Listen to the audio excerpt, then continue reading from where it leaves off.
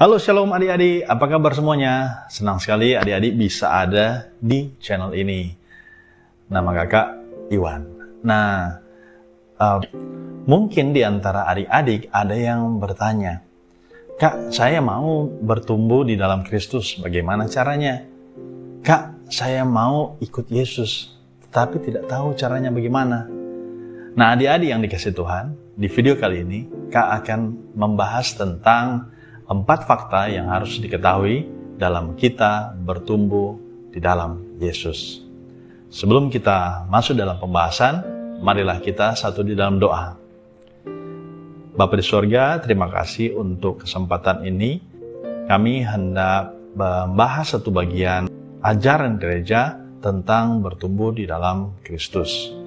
Nah, untuk itu ya Tuhan, kiranya Engkau memberkati hamba-Mu dan juga yang menonton pada saat ini. Terlebih lagi bagi adik-adik remaja. Terpuji nama-Mu Tuhan, di dalam nama Yesus kami berdoa. Amin. Nah adik-adik yang dikasih Tuhan, materi kali ini kakak ambil dalam buku pelatihan yang namanya Latihan Kader Remaja Gereja.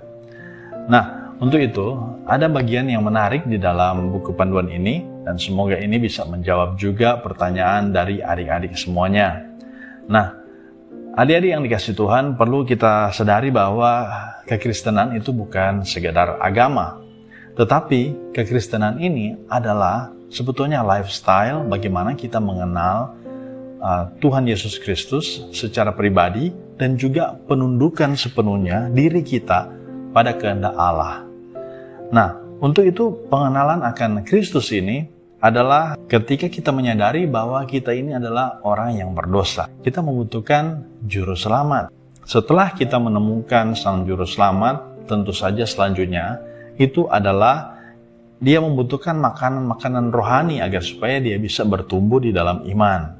Dan inilah yang membuat kita bisa mempelajari hubungan antara Allah, kemudian manusia, dosa, dan kemudian mengapa Kristus perlu mati bagi kita dan bagaimana seharusnya tanggapan kita. Nah, ini merupakan titik awal bagaimana adik-adik dan juga kakak itu menghayati hidup baru di dalam Kristus. Nah, 4 fakta rohani yang perlu kita ketahui bersama, yaitu yang pertama adalah Tuhan Allah mengasihi kita dan merencanakan suatu hal yang indah bagi kita. Fakta bahwa kasih Allah ini kita bisa lihat di dalam Yohanes 3 ayat 16 yang berkata, karena begitu besar kasih Allah akan dunia ini sehingga ia telah mengaruniakan anaknya yang tunggal supaya setiap orang yang percaya kepadanya tidak binasa melainkan beroleh hidup yang kekal. Nah adik-adik yang dikasih Tuhan, dia memberikan kasih yang begitu besar kepada kita agar supaya rencana Allah itu bisa terlaksana. Tuhan Yesus berkata di dalam Yohanes 10 ayat 10 bagian B, bahwa aku datang supaya mereka mempunyai hidup dan mempunyainya dalam segala kelimpahan. Kelimpahan di sini berarti suatu kehidupan yang mempunyai arti, ya, bermakna dan tentu saja penuh kelimpahan. Nah, adik-adik yang dikasih Tuhan, persoalannya di sini adalah banyak remaja ternyata tidak hidup dan tidak pernah mengalami kehidupan yang berkelimpahan. Tetapi justru banyak remaja saat ini terlibat di dalam kenakalan remaja. Ya, seperti malas beribadah, kalau di sekolah sering nyontek, tidak mau belajar, ya, merokok, ya, kemudian mulai dengan kehidupan pergaulan bebas dan ujung-ujungnya masuk ke free sex, nah melawan orang tua dan lain-lain sebagainya. Nah adik-adik yang dikasih Tuhan, apa yang menjadi penyebab sehingga banyak orang yang tidak mengalami kehidupan yang berkelimpahan dan penuh kebahagiaan? Nah jawabannya adalah di fakta yang kedua. Nah adik-adik, fakta yang kedua adalah manusia penuh dosa dan terpisah dari Tuhan Allah, sehingga kita tidak dapat mengalami kasih dan rencana Allah bagi hidup kita, di mana manusia penuh dosa. Kalau kita membuka Alkitab kita di dalam Roma 3 ayat 23, dikatakan semua orang telah berdosa dan telah kehilangan kemuliaan Allah. Nah, adik-adik yang dikasih Tuhan, manusia diciptakan untuk bersekutu dengan Tuhan Allah.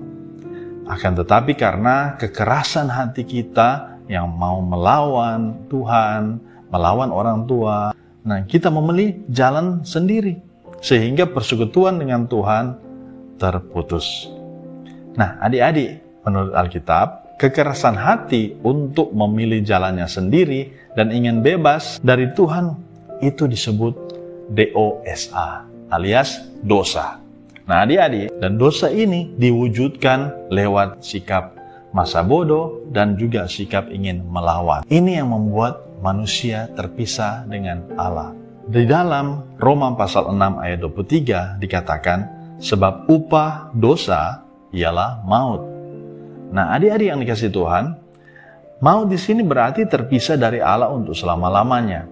Tuhan Allah Maha Suci, sedangkan manusia penuh dengan dosa. Karena itu ada jurang pemisah antara Tuhan dan manusia. Nah, manusia selalu berusaha untuk mencari Tuhan Allah dan kehidupan yang penuh kebahagiaan melalui usahanya sendiri. Makanya ada juga ajaran-ajaran yang mengatakan kita harus berbuat baik agar supaya bisa masuk surga.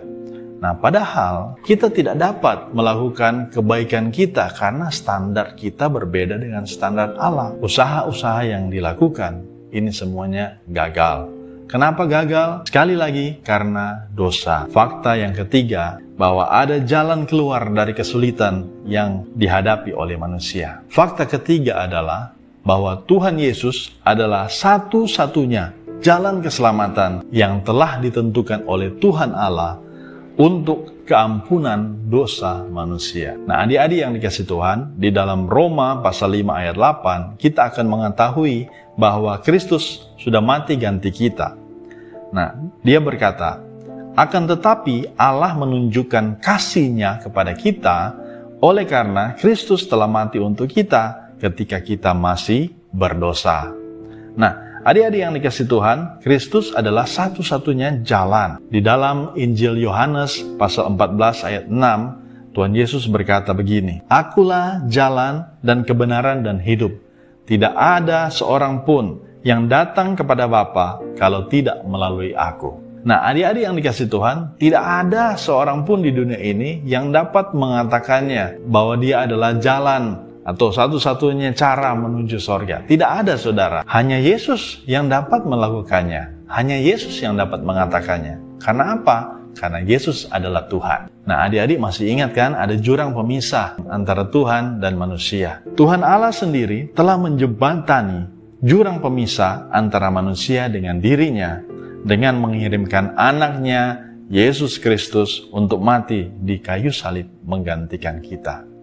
Ingat baik-baik adik-adik yang dikasih Tuhan, bahwa satu-satunya juru selamat adalah Tuhan Yesus Kristus. Fakta yang keempat, kita harus menerima Tuhan Yesus sebagai juru selamat kita. Jadi adik-adik yang dikasih Tuhan, bukan saja kita mengetahui bahwa Tuhan Yesus sebagai juru selamat kita, tetapi kita harus menerimanya sebagai Tuhan dan juru selamat kita. Seperti di dalam Injil Yohanes 1 ayat 12. Demikian, tetapi semua orang yang menerimanya diberinya kuasa supaya menjadi anak-anak Allah, yaitu mereka yang percaya dalam namanya. Bagaimana kita menerima Yesus Kristus? Kita menerimanya dengan iman. Bukan dengan jerih kerja kita, bukan dengan usaha kita, tetapi sekali lagi dengan iman. Di dalam Efesus 2 ayat 8-9 berkata, sebab karena kasih karunia kamu diselamatkan oleh iman, dan bukan hasil usahamu, tetapi pemberian Allah. Itu bukan hasil pekerjaanmu, jangan ada orang yang memegahkan diri. Adik-adik yang dikasih Tuhan, kita harus menerima Yesus Kristus dengan mengundangnya secara pribadi. Di dalam Wahyu 3 ayat 20 dikatakan, lihat, aku berdiri di muka pintu dan mengetuk. Jikalau ada orang yang mendengar suaraku dan membukakan pintu, aku akan masuk mendapatkannya. Nah, jadi adik-adik yang dikasih Tuhan, menerima Tuhan Yesus Kristus sebagai Tuhan dan Juru Selamat berarti kita memalingkan diri dari keakuan kita dan menyerahkan seantero hidup kita, yaitu akal budi, perasaan, dan kemauan. Karena menerima Tuhan Yesus bukan saja mengerti tentang ajaran Yesus memakai akal kita, tetapi juga dengan perasaan kita. Dan kita harus mengambil tindakan berdasarkan kemauan kita. Bukan hanya mengaku, tetapi juga mau melakukan apa yang diajarkan oleh Tuhan Yesus Kristus. Sebagai satu tindakan kemauan kita untuk menerima Tuhan Yesus Kristus dan hidup baru di dalamnya, maka kita harus berdoa dan membaca Alkitab setiap hari, sehingga itu menjadi bagian hidup kita. Dan tentu saja kita harus sharing dengan orang lain. Kita harus memberitahukan tentang Tuhan Yesus Kristus. Nah adik-adik, demikianlah bagaimana kita menghayati hidup baru di dalam Kristus. Bagaimana kita menghadirkan Tuhan Yesus di dalam hidup kita dengan memahami 4 fakta yang kakak baru sampaikan tadi. Nah adik-adik silahkan membaca Alkitab lebih rajin lagi. Adik-adik bisa membaca mulai dari Injil Yohanes ya. Adik-adik, kakak akan mendoakan adik-adik semuanya ya. Nah, mari kita berdoa. Bapa di sorga, terima kasih untuk pelajaran pada hari ini. Kami boleh dibuat mengerti, dan biarlah ketika adik-adik atau siapapun yang menyaksikan video ini mau hidup di dalam Tuhan, menghayati hidup baru dalam Tuhan, dan menyadari akan salah dan dosanya, biarlah ya Tuhan mau memampukan dia untuk mengakuinya dan menerima Tuhan Yesus sebagai Tuhan dan Juru Selamat, menjadi jalan satu-satunya ke sorga. Hamba-Mu berdoa agar supaya adik-adik remaja dan juga siapapun yang menyaksikan video ini benar-benar diberkati dan dituntun oleh firman Tuhan. Terima kasih Tuhan Yesus. Ini hamba-Mu berdoa. Amin. Nah adik-adik, kalau adik-adik menyukai konten video seperti ini, jangan lupa ya memberikan like dan juga subscribe. Tuhan Yesus memberkati kita semua. Sampai jumpa di video-video yang lainnya. Bye.